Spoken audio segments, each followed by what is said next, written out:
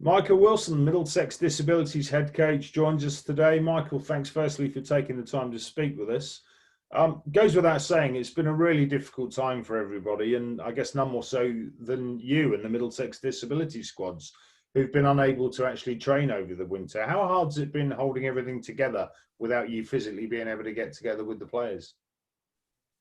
I think it's been quite difficult. So managing the expectations of the players, every single one of them are chomping at the bit to come back, and they just want to play cricket again, the same as everybody else. But it's been quite difficult. We've had with the group of players that we've got, it's kind of half physical disability and half learning disability. So explaining things in a multitude of different ways has been quite difficult to keep on top of. But we're getting there, and we're looking forward to actually getting back in.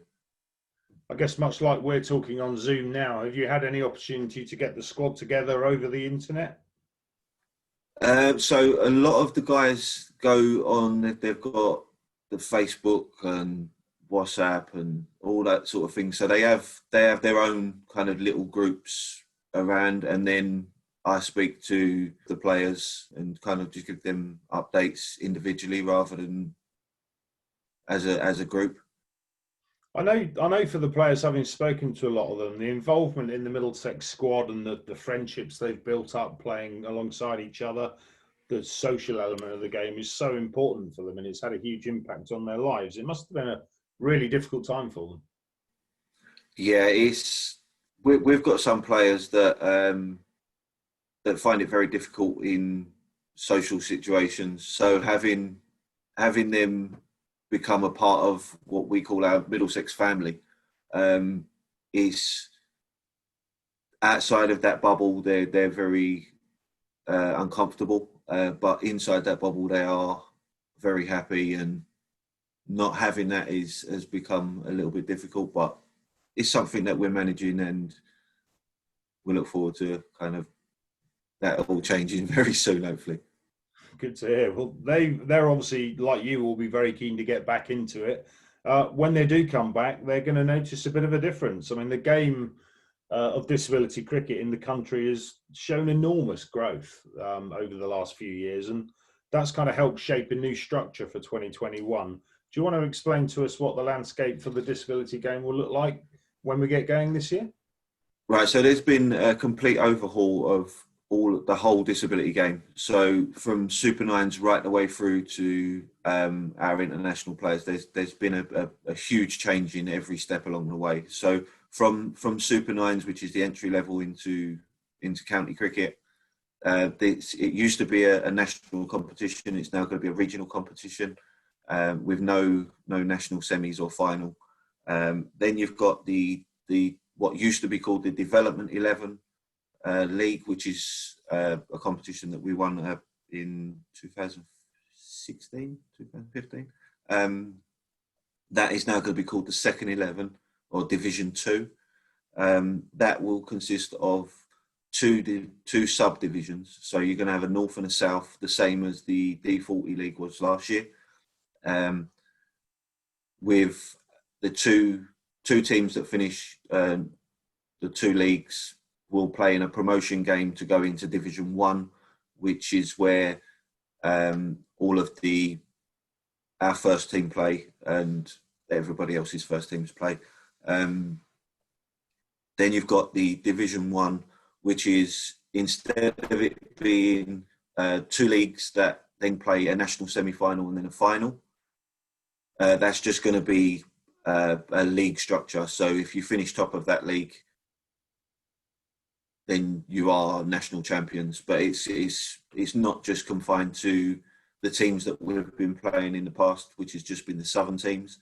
So we have all of the northern teams and Wales that are included in that league as well now. Well, it sounds like it's going through an enormous change, and I know the game, this has largely been derived from the game growing so fastly. Now, I think I'm right in saying you took over the reins of the disability side 6-7 years ago. I think we started in that development league that you mentioned with one side. Yep. You then evolved to a Super 9 and a D40 side. 2021, you're hoping to turn out 3 sides. So your own growth and Yes. Middlesex's growth has kind of mirrored that of the game. Yeah, it's been huge. Just having the support network of the clubs within Middlesex has been absolutely huge in those players coming from a club environment. Um, they've kind of enabled us to be able to bring in a second 11, if you like, and really push our players as far as possible. You mentioned the support from the club network there. I know also and that's obviously providing you with a regular flow of players into the system. I know you also hold trial days, or you have done certainly in the past, where you've uncovered some exceptional talent just by inviting people to come in and trial. You've obviously been unable to hold those this winter. Has this set the plans back, or are you working closer with the clubs to address that? So we've had a few players that have come over and we've had a look at, not on a bigger scale like we'd normally do. Normally we'd have a trial up at Finchley or over at Lords where we'd have 60 people plus that all come over and trial for us. This time round it was very, very small in comparison. So we had about 4 or 5 players that we know from our club circuit that are playing second 11 and third 11 cricket at their clubs. So having them come over and see where they fit and what skill sets they've got was it made it a little bit easier to bear.